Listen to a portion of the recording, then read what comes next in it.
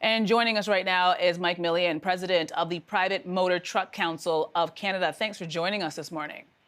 You're welcome. Good morning, Andrea. All right, so Mike, what do you make of the protesting that started yesterday in Ottawa? Well, I mean, we're happy to see so far that it has remained respectful, polite, and peaceful. We all know there was a lot of rhetoric surrounded around it a couple days moving up to it. I think a lot of that has been flushed out, and hopefully people have seen it for what it is, and it was people from outside of the trucking industry and the convoy.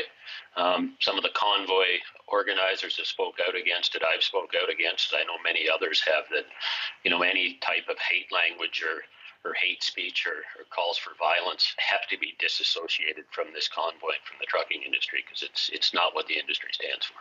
So, what are the majority of truckers saying about the protest that's going on in Ottawa then? Yeah, it's a little bit of everywhere. I know it's reported that 90% of truckers are vaccinated. Our research has not shown that.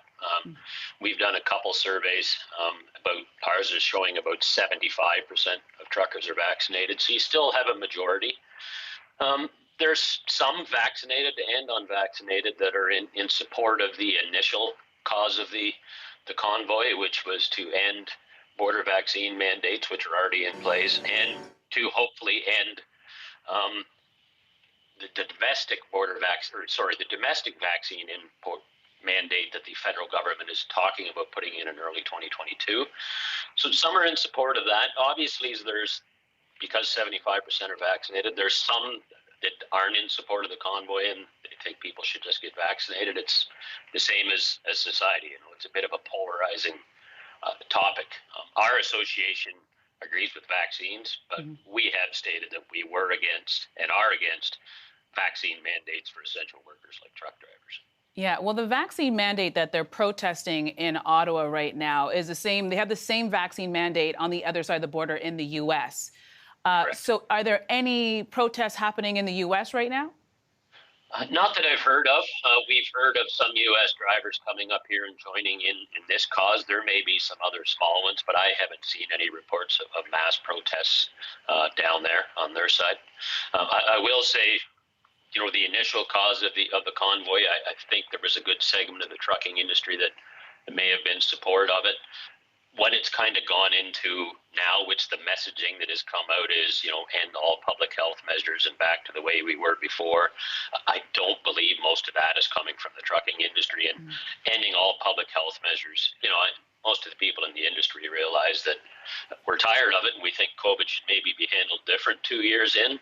But we know it's still there, and we're not in favor of ending every public health measure that's in place. Yeah, and now I also understand now the messaging has changed a little bit with what's happening in Ottawa, but it's also been a great opportunity for the trucking industry to talk about other issues that they've been facing before COVID and because of COVID. Can you speak to any of those issues?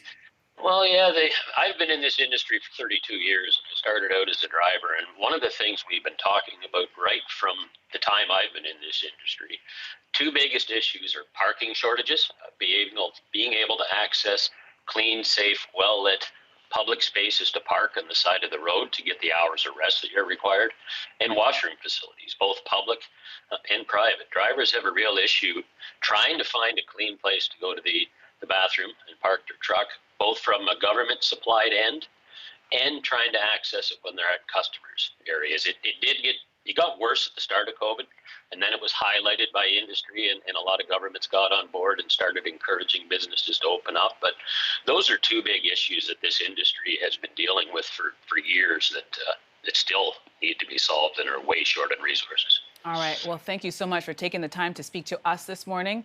Once again, there's Mike Millian, president of Private Motor Truck Council of Canada.